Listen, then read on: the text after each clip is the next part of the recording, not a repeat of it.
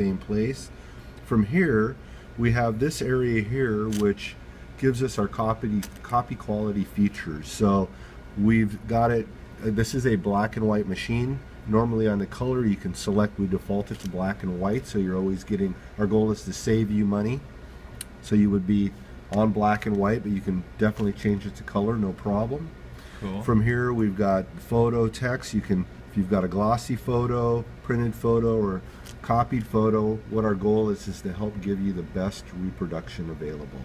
So you can delve a little bit deeper into the interface, but it's very simple to use. Things are not deeply nested within the copier. We find that a lot of the competition, you have to hit button after button after button to find what you're looking for. Right. With a Ricoh, it's basically all on the interface here, I like that.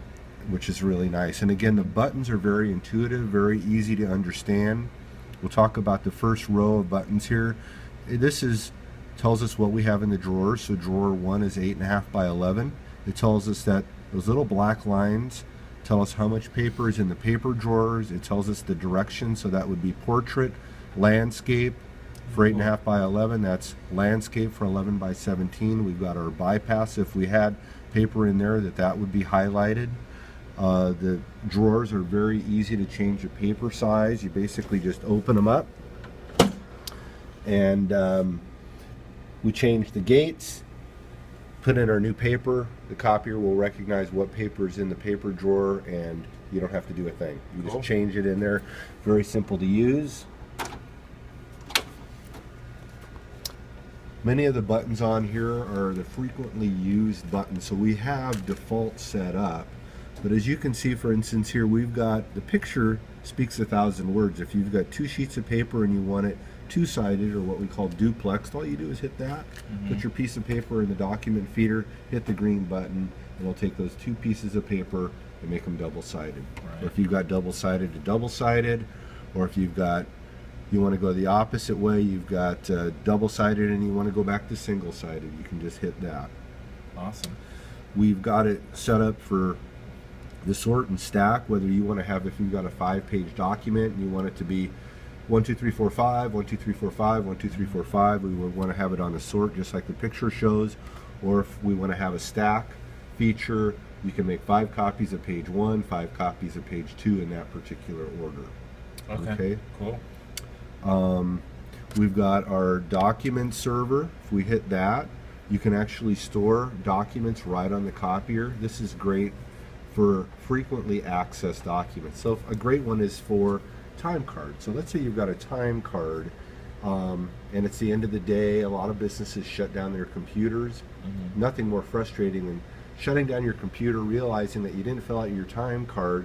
So you go back to your computer, you reboot it, and it takes you 10 minutes for all your applications to open back up, and you're sitting there twiddling your thumbs. Well, imagine if that document was on the copier. All you'd have to do is come up to the document feeder, and there would be a number of other documents. You just highlight what you want, and you can hit the button. So we've got a list view and a thumbnail view. Now in the thumbnail, I certainly can't read that. All you're going to do is hit preview.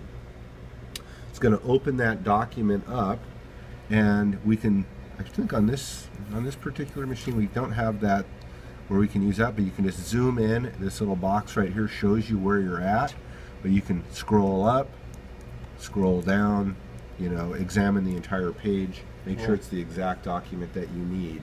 And we could even have switch buttons there where we can have highlighted multiple documents, and from the switch button go from document to document to document, viewing them without printing them out, making sure that we're going to print out the correct document that we're looking for.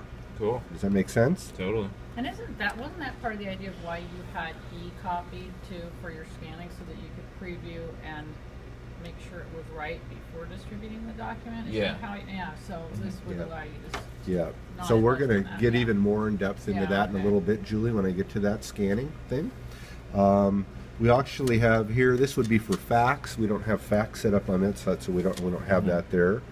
We've got lock print features. So for instance, or you know what, I'm going to stick here with copy for a second. We've got our finishing, where depending on how robust the machine that you want and what kind of a finisher unit, which happens to be this one has a booklet finisher.